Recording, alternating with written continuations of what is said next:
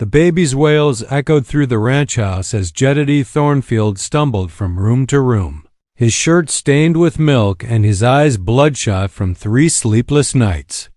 Little Rosanna had been crying for 2 hours straight, and nothing he tried seemed to calm her. The wet nurse from town hadn't shown up for the 3rd day running, and desperation clawed at his chest like a wild animal. "She, little one," he whispered, bouncing the infant awkwardly in his arms. "Papa's doing his best." The front door burst open without ceremony, and Madame Cordelia Blackthorne swept into his kitchen like a force of nature, her purple traveling dress rustling with each determined step. The matchmaker's eagle eyes took in the chaos, dirty dishes piled high, baby clothes scattered across chairs, and the unmistakable smell of sour milk permeating the air. "I told you you needed a wife," she declared, setting down her carpetbag with a decisive thump. "Look at this disaster, Jedediah Thornfield." Jed turned to face her, still swaying with the crying baby. "Cordelia, I can manage. Can you now?" She gestured at his disheveled appearance and the general mayhem surrounding them. "When's the last time you ate something that wasn't hardtack? When did you last sleep more than an hour at a stretch?"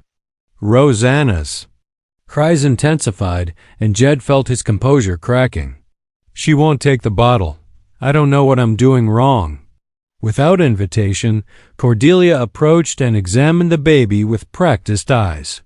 "She needs a woman's touch, that's what. A mother's instinct." She gently took Rosanna from his trembling arms, and within moments, the infant began to settle. "I've found you the perfect match. I'm not ready for nonsense. Grief doesn't excuse neglecting this precious child." Cordelia's voice softened as she looked down at Rosanna, who was now merely whimpering. "Her name is Temperance Ashworth, 26 years old, unmarried by choice until now, and she's raised 6 younger siblings after her mother passed." "She knows babies, Jed." The rancher ran his hands through his unkempt hair. "I loved Melody with everything in me. How can I? Your wife would want this baby to thrive, wouldn't she?" Cordelia's words were gentle but firm.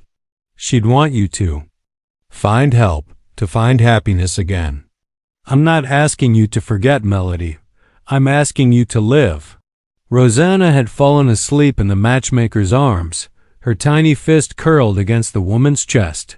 The sight of his daughter finally at peace made something shift in Yet's heart. "Tell me about her," he said quietly. Cordelia smiled knowingly. "She arrives on tomorrow's stage from Denver. Auburn hair, green eyes, and a spine of steel. You'll need that with a ranch to run. She's coming because I told her about a man who needs saving as much as his motherless child does."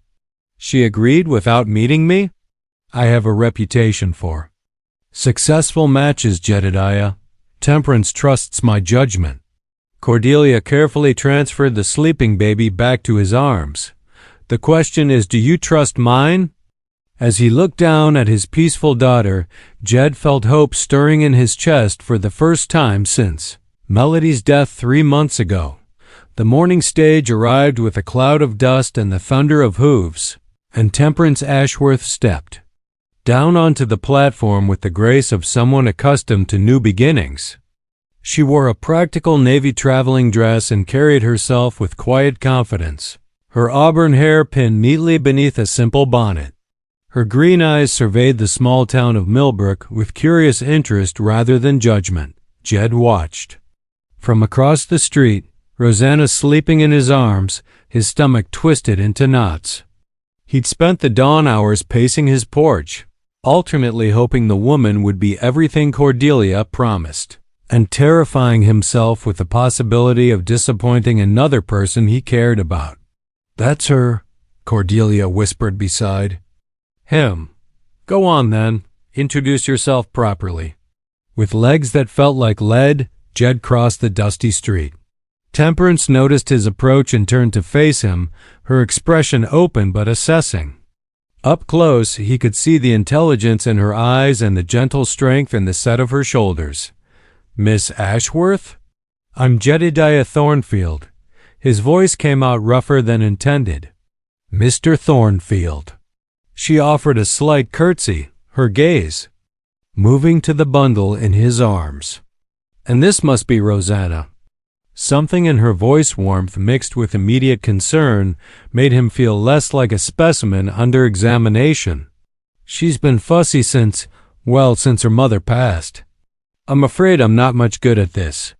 Temperance stepped closer and he caught the faint scent of lavender and something clean and comforting. "May I?" He nodded, and she gently pulled back the blanket to peek at his daughter's face. Rosanna stirred and opened her eyes, blinking up at the stranger with curiosity rather than the usual crying that greeted most visitors. "Hello, sweet girl," Temperance whispered, and incredibly, Rosanna smiled, the first real smile Jed had seen from his daughter. "Oh, aren't you beautiful?" "She likes you," he said, wonder coloring his voice. "Children sense intentions," Temperance replied, her finger tracing Rosanna's tiny hand. "I told Madame Blackthorne I'd come because someone needed help, not because I was looking for a husband." Her honesty caught him off guard. "Then why did you come?" She looked up at him then, and he saw something in her expression that reminded him of himself, someone who'd learned too young that life could be cruel and unpredictable. "Because I understand what it means to hold everything together when you feel like you're falling apart. And because babies shouldn't suffer for adult grief." The words stung, but they were true. "I've been failing her." "You've been surviving," Temperance corrected gently. "There's a difference. But now you don't have to do it alone if you want the help." Rosanna began to fuss, and without hesitation, Temperance reached for her. "May I?" At his nod, she took the baby and began the same swaying motion he'd attempted. But somehow when she did it, Rosanna settled immediately. "How do you practice?" she said with a soft smile. "Lots and lots of practice." She looked around the town square, then back at him. "Why don't you show me the ranch? I'd like to see where this little one will be growing up." As they walked toward his wagon, Cordelia appeared beside them wearing a satisfied expression. "I'll expect an invitation to the wedding," she said cheerfully. "Cordelia," Jed warned, but Temperance laughed a sound like silver bells that made something warm spread through his chest. "Let's start with getting through today, shall we?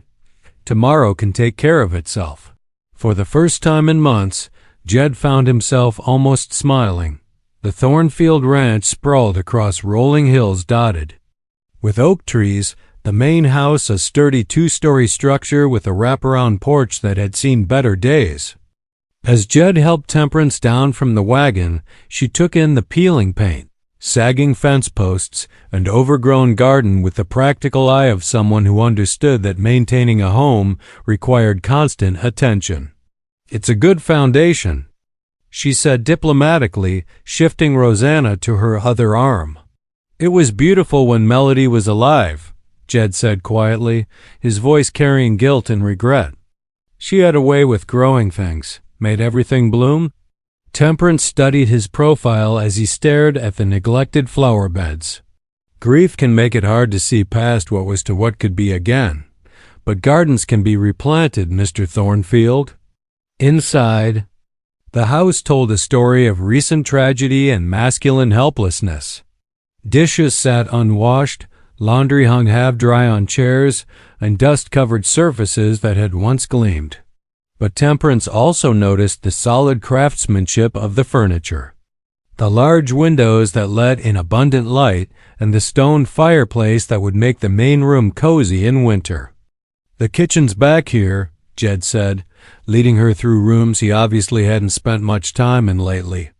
"I mostly eat in town I don't eat much."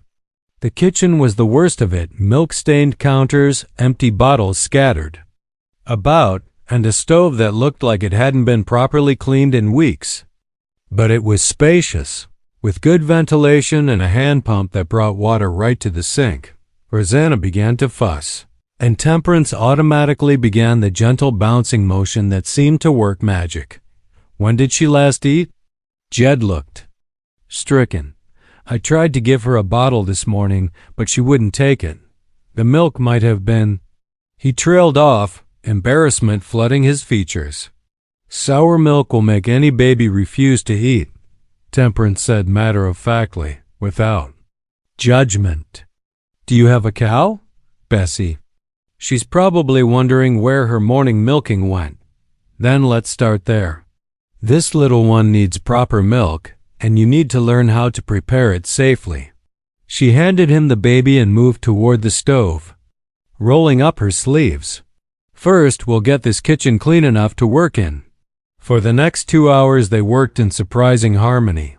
Temperance directed while Jed hauled water and scrubbed it, and somehow the task didn't feel overwhelming. With 2 pairs of hands attacking it, she showed him how to sterilize the bottles, how to test the milk temperature, and how to hold Rosanna so she'd drink willingly. "You're making it look easy," he said, watching his daughter drain the bottle contentedly.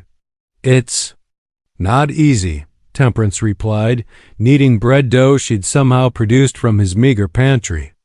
"It's just methodical. Babies need routine, cleanliness, and patience. The love comes naturally when you're not too exhausted to feel it." As if to prove her point, Rosanna finished eating and immediately fell into peaceful sleep. Jed stared down at his daughter in amazement. She hasn't slept this long during the day in weeks. A full belly and clean clothes work wonders. Temperance wiped her hands on a dish towel and surveyed their progress. The kitchen was transformed clean, organized, and smelling like fresh bread instead of sour milk. "Why are you helping me?" Jed asked suddenly. "You don't know me.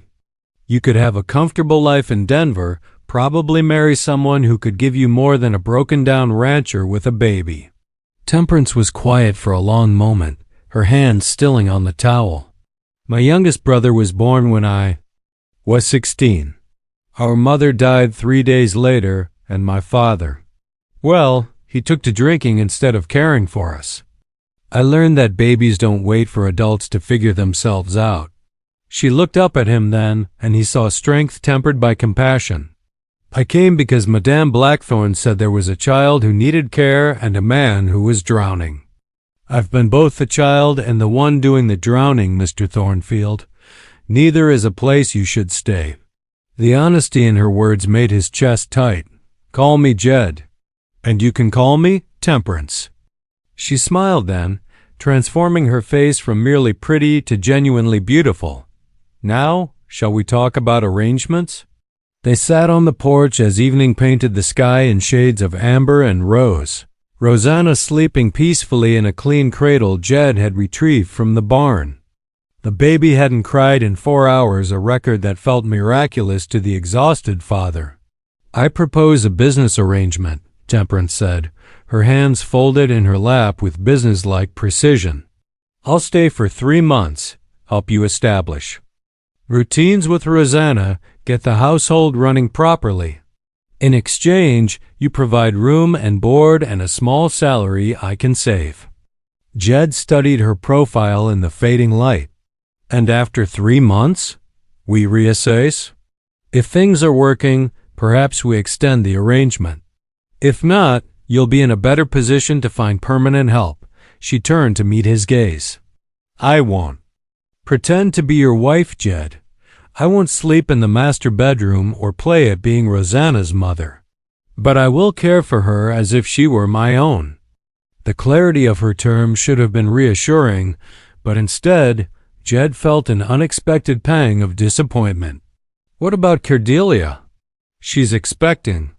Madame Blackthorne means well, but marriage isn't something you enter into out of desperation." Temperance's voice was gentle but firm. "You loved your wife deeply. I can see it in how you speak about her, how you've preserved her things. I won't compete with a ghost." "Melody's been gone 3 months," he said quietly. "Sometimes I forget she's not coming back. I'll be doing something ordinary, like checking the fence line, and I'll think about telling her about it when I get home." "Grief doesn't follow a schedule," Temperance replied. "Neither does healing. But that baby needs you present in this world, not lost in the one where her mother still exists." Her words were like a gentle slap, waking him from the stupor he'd been living in. "You're right. I've been selfish. You've been human." She reached over and briefly touched his hand, the contact warm and surprisingly comforting. "But now you have help." Over the next hour, they established the practical details of their arrangement. Temperance would take the small bedroom off. The kitchen, the one Melody had used as a sewing room. She'd handle Rosanna's care and the household management, while Jed focused on the ranch work that had been neglected during his months of grief. "I'll need supplies from town," she said, producing a list from her reticule. "Proper baby clothes, feeding supplies, household goods, and this kitchen needs restocking completely." Jed nodded, feeling overwhelmed by her efficiency. "Whatever you need. There's one more thing."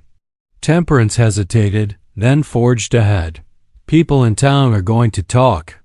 An unmarried woman living with a widowed man, even with the baby as reason. There will be gossip." "I hadn't thought, but of course there would be. Small towns thrived on speculation." "Maybe this isn't such a good idea. Your reputation can withstand some wagging tongues," she interrupted firmly. "I'm 26 years old, Jed. I've been managing my own life for a decade. I'm not fragile." He looked at her then, really looked, and saw steel beneath the gentle exterior. This woman had faced down challenges that would have broken someone softer. "Are you sure?" "I'm sure." She stood and smoothed her skirts. "Now, show me where I'll be sleeping, and let's get Rosanna settled for the night. Tomorrow we start fresh." As he led her into the house, Jed felt something he hadn't experienced since Melody's death hope for tomorrow. Not for romance or replacing what he'd lost, but for the possibility that life could be more than just surviving. Behind them, Rosanna slept peacefully, and for the first time in months, Jed believed she would still be sleeping when morning came. 3 weeks later, the Thornfield Ranch had transformed into something resembling its former glory. The kitchen gleamed, laundry hung properly on lines behind the house, and the garden showed signs of Temperance's careful attention. More importantly, Rosanna had settled into routines that allowed both adults to sleep through the night. Jed found himself looking forward to mealtimes, when Temperance would share stories of her siblings or ask thoughtful questions about ranch management. She was genuinely interested in the work understanding which pastures rotated best, how to judge cattle health, and the economic challenges of the beef market. "You could run this place yourself," he told her one morning as they watched his small herd graze in the south pasture. "I could run the household," she corrected, bouncing Rosanna gently as the baby gurgled at passing clouds. "But I don't know enough about cattle or horses to manage the livestock. Different skills." Her humility was one of the things that surprised him most. Despite her obvious competence, Temperance never overstepped or claimed expertise she didn't possess. She asked questions, listened carefully to his answers, and applied new knowledge with quiet efficiency. "Mama Temperance," Rosanna babbled, reaching for the woman's face with chubby fingers. Both adults froze. It was the first time the baby had attempted anything resembling words, and the choice was significant. "She doesn't mean," Temperance started. But Jed shook his head. "She knows who takes care of her," he said softly. "Melody would be glad." It was the first time he'd mentioned his wife without pain shadowing his voice, and Temperance noticed. Over the past weeks, she'd watched him slowly emerge from the fog of grief, becoming more present each day. He laughed at Rosanna's antics, now took pride in the ranch improvements, and had even started planning for the future. That evening, as they sat on the porch after dinner, Cordelia's carriage appeared on the horizon. "Oh, Lord," Jed muttered. "She's come to check on her matchmaking success." Temperance laughed, but there was tension in her shoulders. "I'll handle Madame Blackthorn." The matchmaker swept onto the porch like royalty, her sharp eyes taking in the transformed ranch, the peaceful baby, and the comfortable way Jed and Temperance sat together without quite touching. "Well," Cordelia announced, "you two are certainly playing this courting business differently than most couples I've matched." "We're not courting," Temperance said firmly. "This is a business arrangement. Is it now?" Cordelia's eyebrow arched dangerously. "And what happens when that arrangement ends? You think this child won't be heartbroken when the only mother she's known disappears? You think this man won't be lost again when his anchor weighs away?"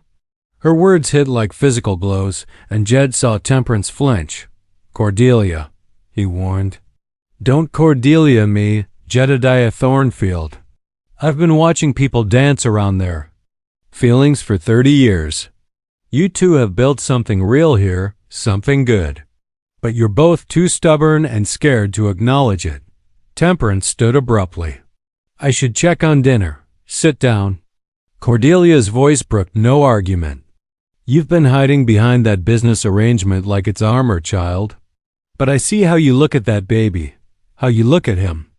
And Jed, you haven't mentioned Melody's name in our entire conversation, but you've smiled 3 times watching this woman with your daughter." The silence stretched uncomfortable and taut. "Some matches are made in heaven," Cordelia continued more gently. "Others are made by circumstance, mutual respect, and the choice to love. There's nothing wrong with the second kind, especially when it grows into something as solid as what I'm seeing here." She gathered her skirts and headed for her carriage. "I'll be back in a month. By then, you'd better have figured out whether you're going to waste this gift you've been given or embrace it." After the dust from her departure settled, Jed and Temperance sat in awkward silence. Finally, Temperance spoke. "She's not entirely wrong, you know." Yet's heart stopped. "About what?" "About Rosanna. She will be heartbroken if I leave now." Temperance's voice was carefully controlled. "I hadn't considered that when I made this arrangement. And you?" The question slipped out before he could stop it. "Would you be heartbroken?" She looked at him then, and he saw vulnerability she'd kept hidden.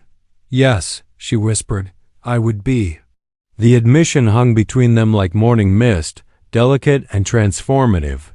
Neither spoke for several heartbeats, listening to the evening sounds of settling cattle and Rosanna's soft breathing from her cradle. "I never expected this," Temperance said finally, her hands twisted in her lap.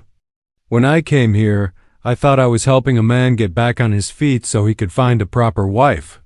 Someone young and fresh without baggage." Jed leaned forward in his chair. "You think you have baggage?" "I'm 26 and unmarried by choice. I've raised children that weren't mine and learned to depend on myself rather than promises men make." Her voice carried old hurt. "I'm not the blushing bride most men want. Most men are fools," Jed said quietly. "The day you stepped off that stage, you saved my life and my daughter's. You've brought order from chaos, joy from despair. If that's it, baggage, I'll take it gladly over whatever fresh innocence has to offer." She looked at him with surprise, and he realized he meant every word. Somewhere in the past 3 weeks, admiration had deepened into something warmer, something that didn't diminish his love for Melody but existed alongside it. "I love my wife," he continued, needing her to understand. "I always will, but love isn't finite, Temperance. It grows when you let it." "Are you saying—" "I'm saying I don't want this to be temporary anymore." He reached for her hand, encouraged. When she didn't pull away, "I'm saying Cordelia was right about us building something real, and I don't want to tear it down out of fear." Temperance was quiet for so long he wondered if he'd misread everything. Then she smiled, slow and genuine. "I've been terrified you'd wake up one day and realize you could do better," she admitted. "That you'd remember what love was supposed to feel like and know this wasn't it." "This is exactly what love feels like," he said, lifting her hand too. brush a kiss across her knuckles. It feels like partnership and respect and choosing each other every day. It feels like home. Rosanna stirred in her cradle, making soft baby sounds, and without discussion, they both moved toward her. Temperance lifted the baby while Jed adjusted the blankets, and they stood there together, a family in everything but name. "So what do we do now?" Temperance asked. "We get married," Jed said simply. "Not because Cordelia expects it or because the town demands it, but because we want to. Because this is what we're building together." "When?" He smiled, feeling lighter than he had in months. "Tomorrow next week. Whenever you're ready to make this official." Temperance laughed, the sound filling the evening air with warmth. "Let's start with next month. Give us time to plan properly. Invite the people who matter." "Agreed." He paused, suddenly uncertain. "You know, this means you'll be stepmother to more than just Rosanna someday. I want more children, if God wills." Good," she said, settling the baby back in her cradle. "So do I. This house is too quiet with just one child." They talked until the stars came out, making plans that felt both practical and magical. Temperance would write to her siblings, inviting those who could travel. Jed would speak to the preacher about a simple ceremony in the church. They'd expand the vegetable garden next spring and maybe add a few chickens. "One thing," Temperance said as they prepared to go inside. "I want to plant something special for Melody. Roses, maybe, by the front gate. So Rosanna grows up knowing her first mother was loved and remembered." The gesture nearly undid him. This woman, who could have demanded he forget his past, instead wanted to honor it. "She would have liked you," he said, his voice rough with emotion. "I hope so." Temperance touched his arm gently. "I'll never try to replace her, Jed, but I'll love what she left behind with everything I have." As they walked into the house together, Rosanna sleeping peacefully between them, Jed felt the last pieces of his broken heart click back into place, not as they were before, but in a new configuration that included all the love he'd found and lost and found again. The wedding took place on a crisp October morning, with golden leaves dancing on the breeze and the scent of Temperance's apple pies wafting from the ranch house kitchen. She'd insisted on cooking the wedding feast herself, declaring that store-bought food wouldn't do for such an important day. Jed stood at the altar of Millbrook's small white church, Rosanna gurgling happily in Cordelia's arms in the front pew.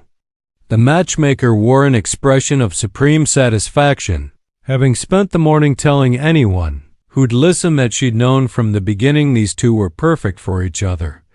When the church doors opened and Temperance appeared, Yet's breath caught. She wore a dress of deep blue silk that brought out her eyes, with her auburn hair crowned by a simple circlet of autumn flowers. But it was her smile radiant and sure that made his heart race. She walked down the aisle alone, as she'd insisted. "I'm not being given away," she told him firmly. "I'm choosing to stay." As she reached him and took his hands, the preacher began the ceremony. But Jed barely heard the traditional words, lost in the miracle of this woman who'd saved his family and somehow become essential to his very breath. "Do you, Jedediah, take Temperance to be your lawfully wedded wife?" "I do." His voice rang clear and strong. "With all my heart." "And do you, Temperance, take Jedediah to be your lawfully wedded husband?" She squeezed his hands, her green eyes bright with unshed tears of joy. "I do, forever and always." The kiss that sealed their union was gentle but full of promise, and when they turned to face their small congregation, Rosanna let out a delighted squeal as if she approved of the proceedings. The celebration afterward was simple but perfect.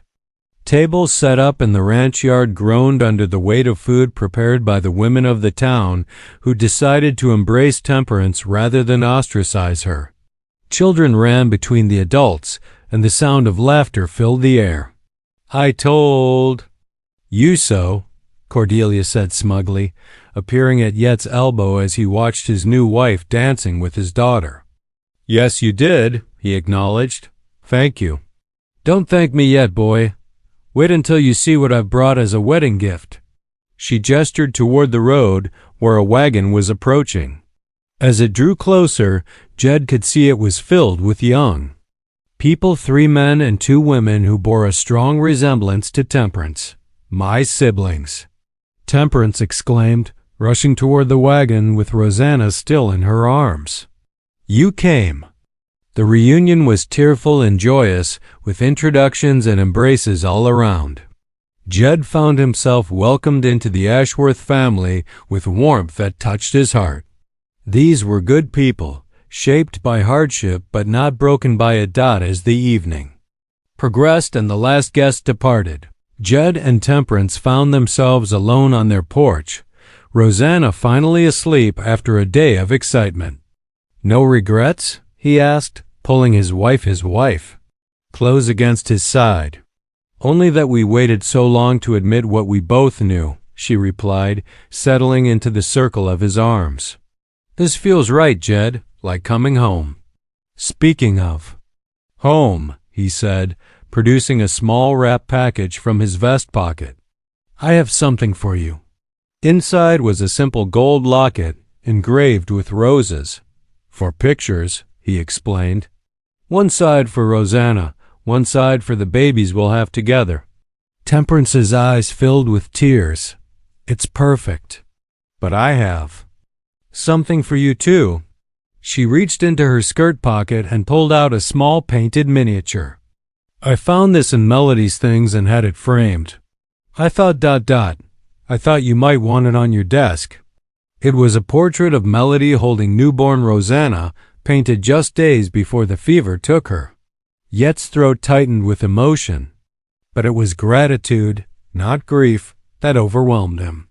Thank you, he whispered, for understanding, for everything. They sat in comfortable silence, watching the stars emerge in the clear sky. In her cradle, Rosanna slept peacefully, secure in the love of 2 parents and the promise of the siblings who would surely follow. What are you thinking about? Temperance asked softly. The future, Jed replied, pressing a kiss to the top of her head. Our children growing up here, carrying on the ranch.